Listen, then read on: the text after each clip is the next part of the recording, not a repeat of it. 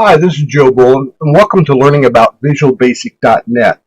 In this video, we're going to learn how to work with a database file. In this case, we're working with Microsoft's LocalDB database, and we're going to access that database and do maintenance in the database with what is called Entity Framework, which is a little bit different than using the older version of ADO.net. Entity Framework, although while somewhat new, has been introduced since 2008. So it's not exactly a new way of programming, but it is one that's being developed and perfected and is the way of the future according to Microsoft. So let's learn how to use ADO.net to access the database. First of all, before we begin, let's take a look at the documentation for this project and other projects so that you can study this after the video to learn more about what we did while you watch the video. Okay, first of all, I'd like to draw your attention to video number 66 at YouTube. This is where I created the database that I'll be working with, and you'll see how to create a local DB database and save it onto your hard drive. Then in video 67, I used that database to do an ADO.net type approach to maintaining the data in the database. Well, this time we're going to look at Entity Framework. But I'd like you to see the ADO.net and see the comparison to how things are different. Now, as we look at this particular video, we're going to be looking at our maintenance screen, and that's out at Imager, and you can see that screen and see what it looks like.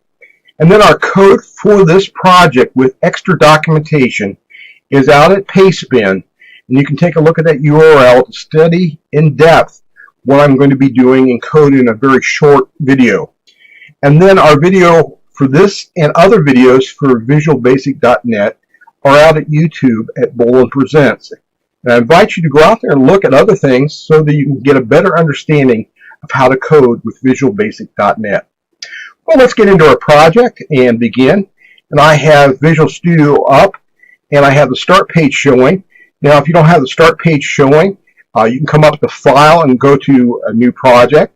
I'm going to click on the link here to go to New Project, and we're going to create a Windows Forms application using the template of Visual Basic Classic Desktop, and I'm going to create this one, ZF Master Detail Maintenance on that. So it's master detail tables that we're going to be working with and doing maintenance with using Entity Framework. So that's why I called it EF Master Detail Maintenance. Click hit OK. And Visual Studio has already created things for me. And right now I'm going to come to the forms in my Solution Explorer and rename it from its default Form 1VB to main form.vb. I'm going to hit right click and hit rename, call it main form.vb, and that'll get that set. I'm going to come over here to the form itself and click once on it to highlight it, and we'll see that my property name is main form. I'm going to change the text to this to EF master / detail maintenance. And that'll appear up at the top here. Now we can use our sizing handles to change the size we want, but I'll be doing that in just a minute. But first I want to change the default font. So I go to font in the properties, get my F's there, here's font. I click on it, there's a little ellipsis button, and I'll bring up my font dialog window. I'm going to type in SE for Seago UI, regular font style 9 point. This is the recommended font that Microsoft has for all Windows Classic forms. Seago UI, regular style 9 point. And since controls that we put on here will inherit that font, once I set this at the base level of this particular window, I won't have to worry about my other controls being set for their font. Okay, now I want to come down to the size, And as I said, I could use the sizing handles, but I'm going to start out real quickly using a default that I like to use, which is 640 by 320. That gets a nice relationship that fits most monitors, no problem.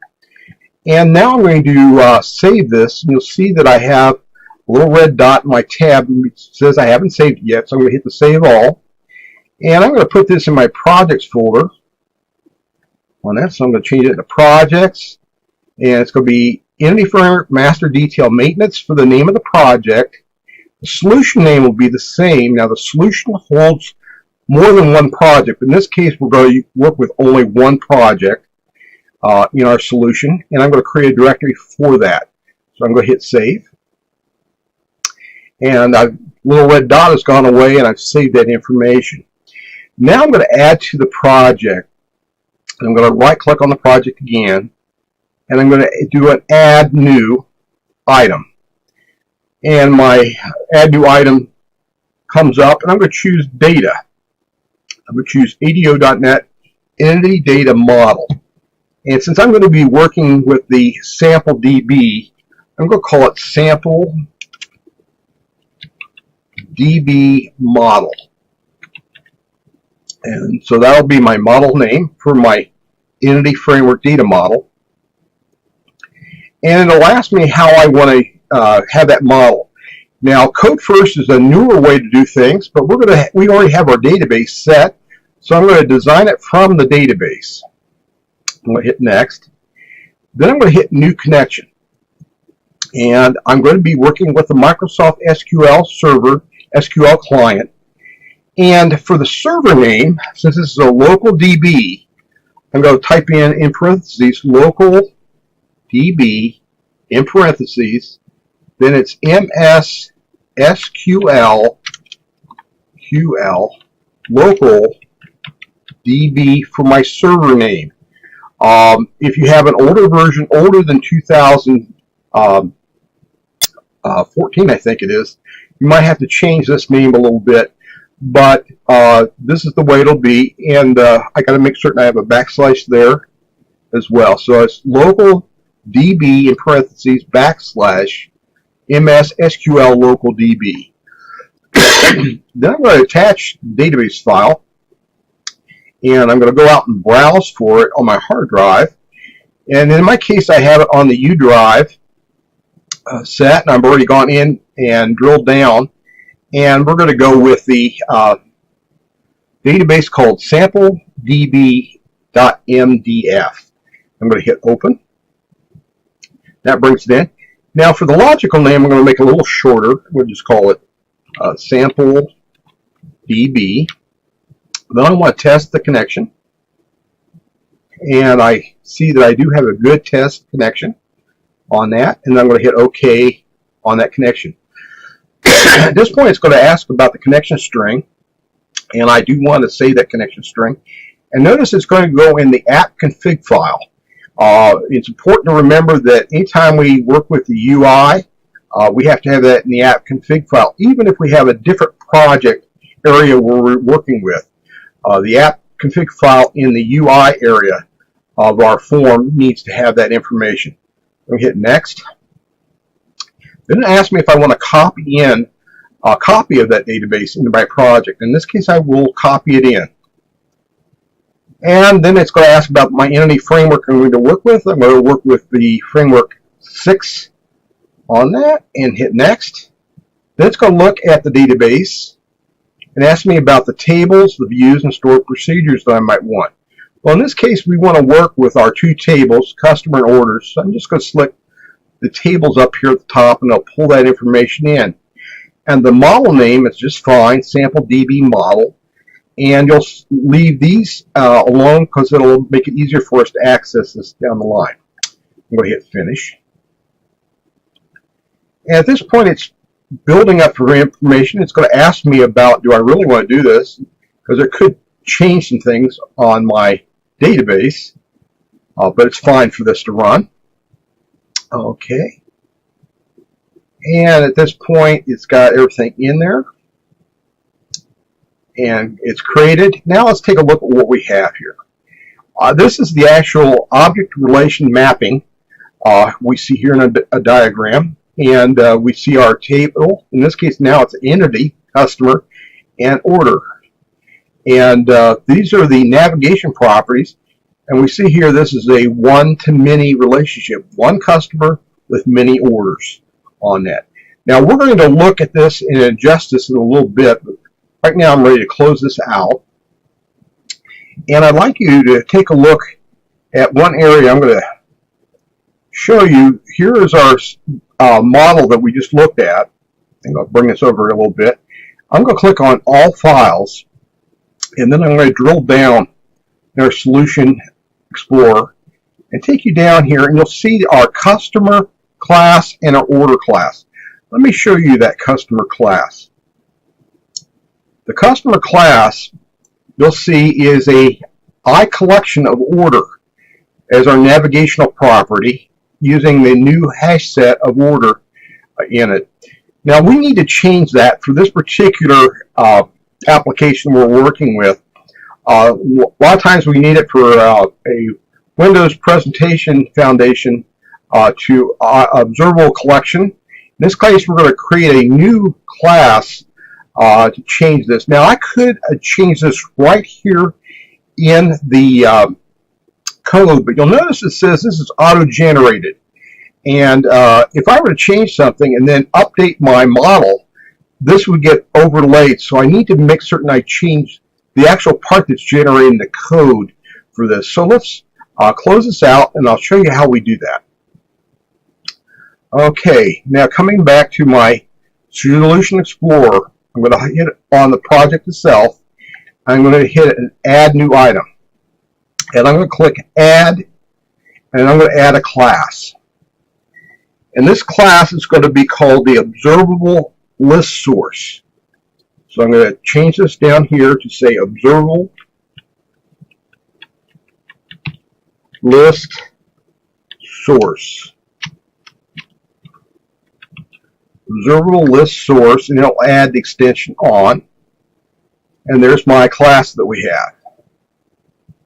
Now this particular information that I'm going to give to you is something that I've already written. This is actually code that I have translated from an article at Microsoft, and I'm going to pull in that code so that it has everything in it that I need for this application. Copy it. I'm going to overlay it into this, and so I'm just going to come here and wipe out everything here and overlay it with the information. Now this is out at PasteBin, so I invite you to go out to PasteBin, and this creates the class that we need that now brings in observable collection as well as iList source. This will allow us to sort in our data grid the information that we have, as well as other things that will be more observable in our exercise. So we need to do that. I'm going to hit Save All. Then, once I have this class in place, I'm going to come back, and I'm going to close this out now. I'm going to come back to my Solution Explorer, and I'm going to go to the sampledbmodel.tt. This is the code generation area. I'm going to double click here, and this is where we need to do a couple of replacements to this code. So I'm going to hit Control H, and I'm going to look for iCollection, and we're going to change it to Observable List Source, which is already there. And so I'm going to change it right here. I'm going to change it once, and then I'm going to go to the next one and change it there, and that'll finish that out. Then I'm going to come back up and change to hash set. You'll see there was my first change. I'm also going to change this to the same thing as well. So I'm going to change that there. Now I'm not going to change any more. Just the first hash set got changed. So I'm all done with the changes. Now when I do a save, things will rebuild, and that's exactly what I want to have happen. So I'm going to hit Save All. And it's going to ask about rebuilding. I'm going to say OK. We'll let that go through the process. And the build is finished. I'm going to close this out. Now let's take a look at our customer VB again. At this point now, it's been changed from iCollection to observable list source, and that's exactly what we need for this demonstration. Okay, we've got our form, we've got our ADO.NET set in, we've got all references ready to go. So at this point, we're ready to start creating our program. So I'm going to go over to data sources, and I'm going to hit add new data source. And in this case, not to a database, but to an object on that. So I'm going to hit object, next, and then we're going to look into our program, and we'll see that we have different things here, of which I do not see what I need to have right at the moment. So I'm going to hit cancel. Then I'm going to come over here to the solution and hit rebuild, or just build solution. And that'll generate the information I need to have. So I'm going to come back in now, after the conclusion of that, hit data sources, try it again.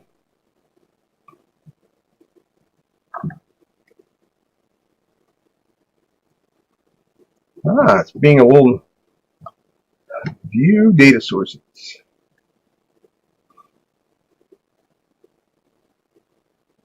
Data source, there we go. Add new data source. And I'm going to go object, next. This point we'll see it a little bit different as I drill down. And there's where I see what I want to see and I didn't see the first time. Now, we could hit customer and order, but since orders is navigable through the customer, I'm only going to select the customer from my data source to bind to. So I'm going to hit customer only, hit finish, and you'll see now that I have my data sources out here.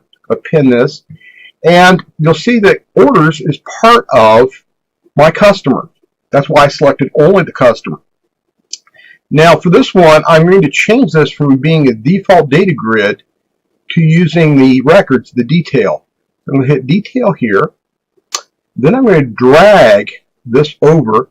I'm also going to make one more change here for phone. I'm going to hit the drop down on phone and make it a mass text box. That'll make it even easier for people to enter in data. Now I'm going to drag this over to our form and release. And you'll see things generated that comes in automatically. Okay, what we're going to do is do some quick changes. First of all, I'm going to reorder things a little bit. So I'm going to highlight these three and slide them out of the way for a minute. Then I'm going to bring back the customer contact, pull it back over and line it back up. Then I'm going to bring in the customer name, pull it in, set it, and then finally the customer ID. Now, we've got everything in place. Now the customer ID, I'm going to highlight the text box, and I'm going to come to the property of the text box, and I'm going to change it to read only. We do not want the user to enter in the ID. This is the identity field, or auto increment if you were thinking of Microsoft Access, and so the database takes care of that for me. So I'm going to hit read only as true, and I'm going to make the tab stop as false as well. And you'll see the box is now grayed out. Now I'm going to hit on the phone, hit the smart GIF, and set the mask so it'll allow for us to have a nice phone number. And I'm going to choose the one with the area code and say OK. And that gets that one set. And then I'm going to click on both these, and I'll hold down the control key for the second one. And I'm going to, come back here. I'm going to stretch this out a little bit so it's a little bit wider. Then release on that. We've got everything set there. Now I'm going to do a grab of all of them and line them up to the side a little bit. Get things ready to go and release. Okay. Now let me go back. I accidentally created some things I didn't mean to. So I'm going to knock those out and then come back. Now I'm going to bring in to my form the detail information of the orders. Now this one I do want to bring in as a data grid. So I'm going to leave it as is on that. You'll see that it's DataGridView. I'm going to drag this in and then release. And I have everything in there that I need on that. Now, the customer area is actually a navigation property. So I do not need that to show up. And I'm going to change some orders. So let's go into the smart GIF of this and do some changes real quickly. First of all, I'm going to allow the columns to be reordered. I'm going to allow adding, editing, and deleting. Then I'm going to edit the columns itself. And the first thing I'm going to do is come down to the customer area here and delete this. I do not need it. This is a navigation property, so I'm going to remove this out. Then I'm going to take the customer ID and move it first. So we see things by customer ID, then within that we'll see the orders, the order date, and the quantity. Now I want to also do some changes. Now the customer ID, I do not want to have maintenance on that. Once again, the customer ID comes in, and that one we want to change its behavior. So I'm going to go to read only and make that true. And then I'm also going to do that for the order ID, because that also is an identity field in the orders table. So I'm going to come down to it and set its read only property. As soon as I find it. Where is it? Read only. There it is. There we go. Make that true as well. Now we're going to select each one, and I'm going to change the header text to make it more human readable. I'll say customer ID with a space, order ID with a space, order date. And I'm going to change a little bit here. I'm going to go to default cell style, click in here, and there's a little ellipsis button. I'm going to click on that, and you'll see this behavior. And I'm going to go to format, click on the format for the date, tell it that it is a date time, and then I'm going to use the short date time right there, which is a small d. So I've set that. We could also set the alignment if we wanted to, but I'll leave it as is. And then I'm going to come to order quantity, put in a space here. Once again, I'm going to hit on the default cell style up here, hit the ellipsis button, and make certain for the format that we have numeric with no decimal points. So I'm going to go numeric, no decimal points, and that'll give me an N0 format. There we go, N0, and I'm going to say OK. And we've got all those set, and I'm going to say OK.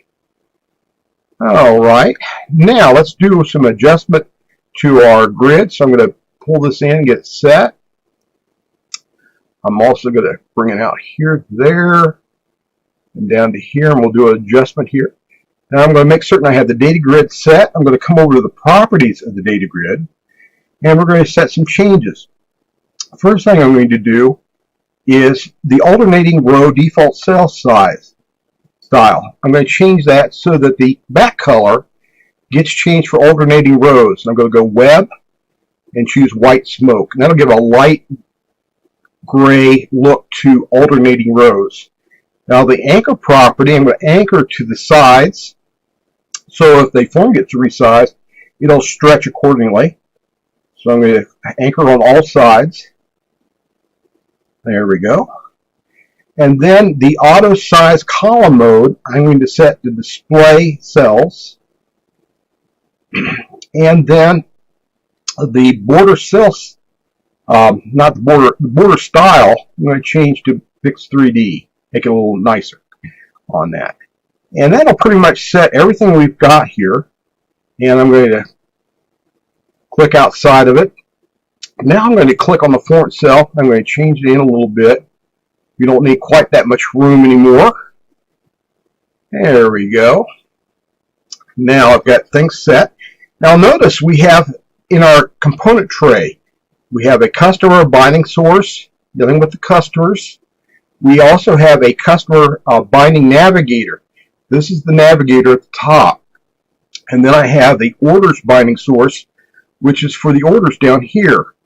And there is a relationship between the customers and the orders.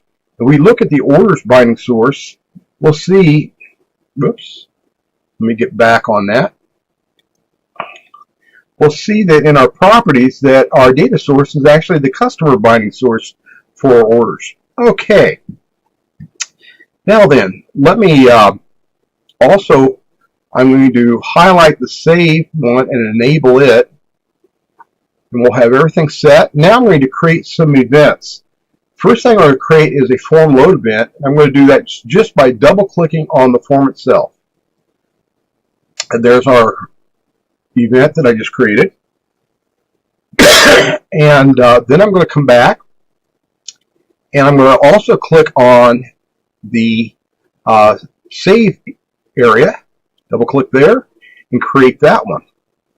And then we'll create the last couple inside the code itself. So this gets us set up, and right now it will not do anything. I'm going to just do a quick continuation line here to make it easier to see and read. Okay, I'm going to get rid of our data sources now. We don't need to see that anymore. And right now I can save this, I can run it, but it will not do anything. So let's see this doing nothing. I don't have access to the data yet. We'll have to wire that up. So let's wire that up now. Now I'm going to add in something I need desperately, and that is to have an import statement for system data, and this is in the entity import statement. We'll add another one a little bit later here, but that gets us started. Now, the first thing I want to do is I have to have a context. So I'm going to hit private, I'm going to call it CTX as, in this case, it'll be the sample DB entities on that. So sample DB entities becomes our context. And then I'm going to come down and in our load statement, when we begin the form, I'm going to make DataGridView header bold. There we go. And we're going to do that by doing quarters DataGridView dot default header default cell style font, and we're going to set that to new font, and I'm going to put in there a comma, and we're going to choose font style bold, and then for here I'm going to actually take the font that I had originally, copy that with a Control C, drop it right in front of the comma. There we go. And make it a little bit easier to see. I'll do that. That'll make our header bold. Then I'm going to add a routine called load and display. Okay. Now I don't have that, so I'm going to right click on it and quick action refactoring. And I'm going to create that. Now I've got that routine in place. Get rid of that information. And now we're going to deal with actually the context itself. So what I'm going to do in the load and display is say if context is not nothing, then CTX dispose. And that gets rid of my context if I already have one created. Now I'm going to come in and actually set the context. CTX context is equal to new. And a new keyword instantiates my context. And this is going to be new sample DB entities. So I've created the context. Then I'm going to bring into memory the customers. So I'm going to say context dot customers. You'll see customers show up on my Smart Intelligent and that, and I'm going to hit the load, and you won't see load appear. And that's because I need to add There we go. We load it in, and that loads it into memory on that. Now we can load in also the orders, but the orders come in with the customers because of that relationship. So we're loading that into information into our system. Then I'm going to come down, and I'm going to take my customer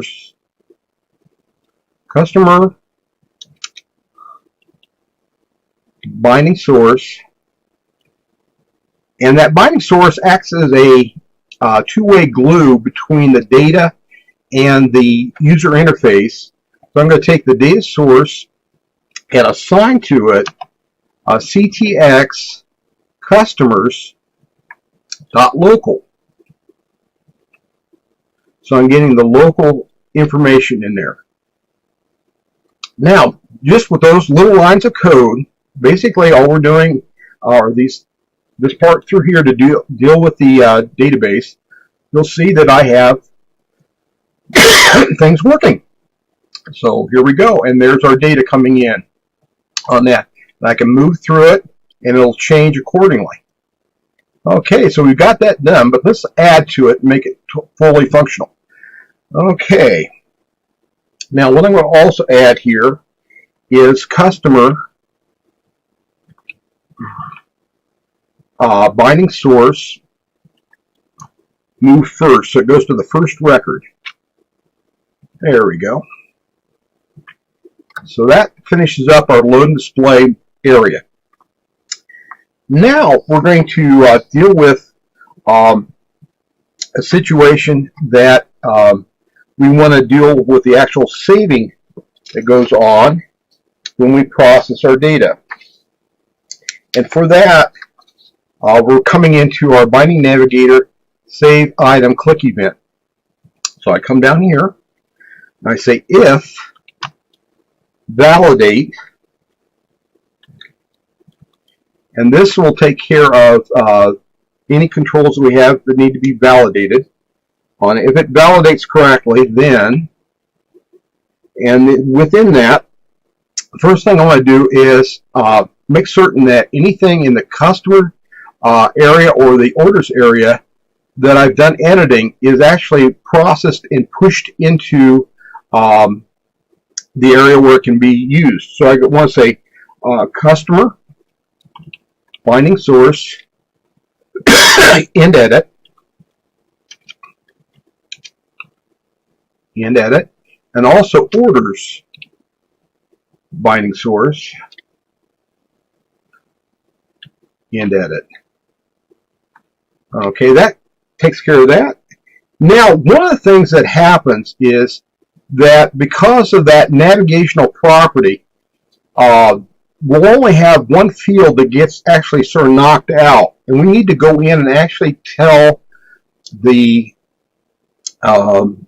tracking that we have actually removed any orders if I do a delete. So I'm going to say for each excuse me, for each order, which is part of our details, in the context of orders local.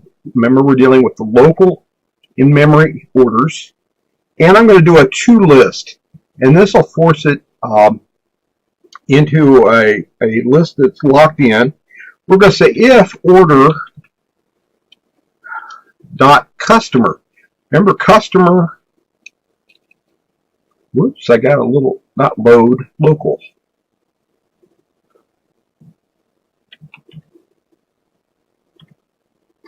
There we go. Now, we're using local. Now I have customer. If that order customer field is nothing. In other words, it's been deleted out of that particular part of the column.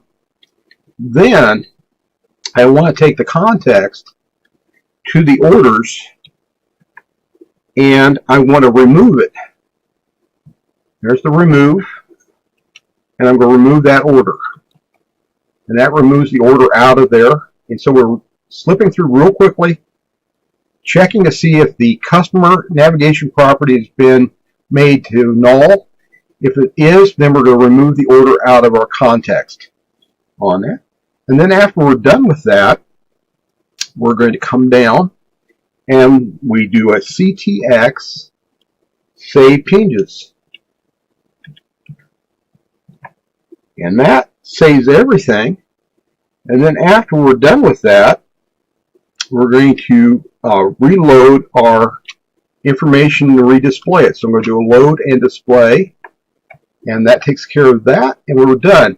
Now, one thing I didn't do here, and I need to draw your attention, and we'll talk about it with another video, is I need to add a little information here to do. What I need to do here is add a try catch for errors that can happen in this process. So we want to add that later on so that we can, if we have any problems with the save changes or any of the processing through here, we can catch those errors instead of having it given an exception and gracefully process those errors out. Now that takes care of the major parts. Now we have one other area that we need to deal with. Let's go back to our form. Now as I come from the customer area to the orders area, I need to make certain that I have ended the edit on this. So I'm going to do an end edit as I enter into the DataGridView. So let's come back to our form, to the code. I'm going to come up to the look for the data grid itself, the orders data grid. Get that selected. Then I'm going to go to the event called enter. And there is the enter event. So as I enter into the data grid, I want this event to fire off. And what I'm going to do is just simply this: customer finding source and edit.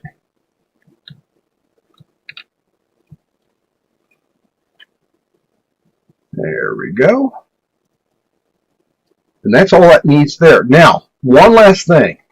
Let's talk about up here at the top. We created the context, then we came down and we actually instantiated the context. But when we close out of the form, we need to get rid of the context. So I'm going to take this little bit of code right here. I'm going to do a copy of it. Then I'm going to come up here to main form, to the main form events. And before we exit out, I'm going to go on the closing event of main form right here. We want to make certain that we close out everything. So I'm going to paste that in. So as we close out the form, if the context is not nothing, we want to dispose of it correctly, then exit out of our program. And right there is our whole program all done. Let's let it run it and let's see. Now, one of the things I want to do while we're talking about it is I'm going to come over here to the sample DB database file. You'll notice when it came in as copy to output directory, copy always. Well, I'm going to change that from copy always to copy if newer. And that way it'll persist and not change unless we delete it out of our working directory. At this point I'm going to hit save all. Let us run the program. And there is our data grid view. We can navigate through it. As we go through, you'll see that customer 2 there. We have things working fine. Come back. We have 3 there. I can hit add. You can enter a new customer name, and I'm going to enter in Bolen Computers. And I'm going to enter in my name. And let's give it a fictitious phone number. I'll go 555-1212-121 on it for a phone number. And then I'll come down here to the dates. I'll add an order of 5/22/2016. And we'll say I ordered 300 of something. And tab out. And I'm going to hit save. And that's now part of it. You'll see record 4 is there now. Come back and there it is. We can also enter in and do more than one thing. For example, let's say I want to get rid of this one order here. I can delete that one out. Now let's move to the next order. Say I want to add one here. So I'm going to add one at 5.28, 2016. And I need to get 200 more on that. And maybe this one I need to add something here. And we'll add one here, 5/15, 2015. And it's such a good product, I'm going to get 300 this time. And now all those changes with the save will take place. And now they're all there. And we can come back, we look at different changes that we've made. They're all in place. So this is how you do a entity framework. It takes a little extra work. We do need to bring in the observable list source into our class, and then we need to change the model that's being used. Once again, I'm going to go all files and to come down here. This model needs to have a couple changes made in it. And once we do that and rebuild it, we'll have the observable list source available to us. And the very simple things to processes are not much required to be done. And that makes a workable program minus error catching. We need to add that in. We'll do that in another video. But it takes care of things very easily and makes a very easy model to maintain and add to. And furthermore, I can change how I query. For example, if I have thousands of customer records, instead of doing a customer load like this, I might change that load statement to say I want to get it maybe by in order of customers where the customer name starts with. So I could hit where, and then I say function, and I'm going to say C, or I'll use a little C here, and I'm going to say where C customer name, and then I can use starts with, and then I can put in here maybe a T on that, and then hit load. And that'll get just the ones that start with T. And let's just do this real quickly. You'll see that I restricted my load, and now I get thingamajigs only, and it's the only record there. So we can filter how we load things. We can also order those things as well. For example, maybe I want to have ordered by on that. So I'm going to say ordered by, and I'm going to say customer name on that. Take this part out. And that'll order it by customer name. We'll do that. Instead of by getting it by primary key, we'll get it by customer key, and Bolen Computers comes first on that. We go as we scroll through, we'll go through alphabetically on our tables. So we can change by using the beauty of link, and in this case a lambda approach to link expression. We can load in the orders to our area that we're working with and process it. But if we want to get all of them, we'll just drop this out. And what's nice is by lazy loading, we also get our orders in with that one load statement. So this takes care of everything we need to do. And we have a nice working program minus error catching at this point. But we'll get that in another video, and you'll see how we take care of error catching. Once again, that's not too hard to do, but this gives you a quick understanding of how to do entity framework. The important thing to remember is we define a context on that, and I just called it CTX for context. Once I have that in place, then I instantiate the context with the new keyword. Then I pull in my records into that by using the load event, or load method, and then I bind that memory of records into my data source of the binding source that I'm working with. So that's all it takes to get things working and ready to go. So I hope you'll take advantage of learning how to do this. It's not too difficult to get started.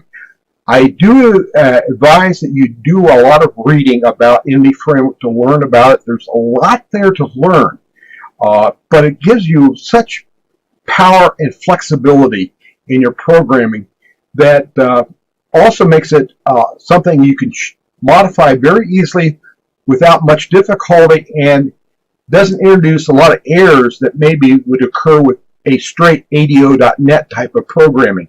Once again, the documentation is out there at PasteBin, and you can see the full code and the references that I have. You'll see also that I have modified the C# version of the article to have a Visual Basic version for the observable list source class that I created.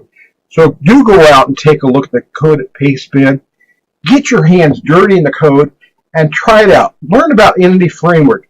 You'll find that it's exciting new technology that's becoming more and more practice in the enterprise world of programming.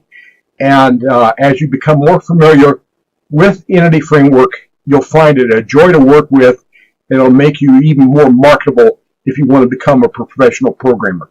So take care and get your hands dirty in the code.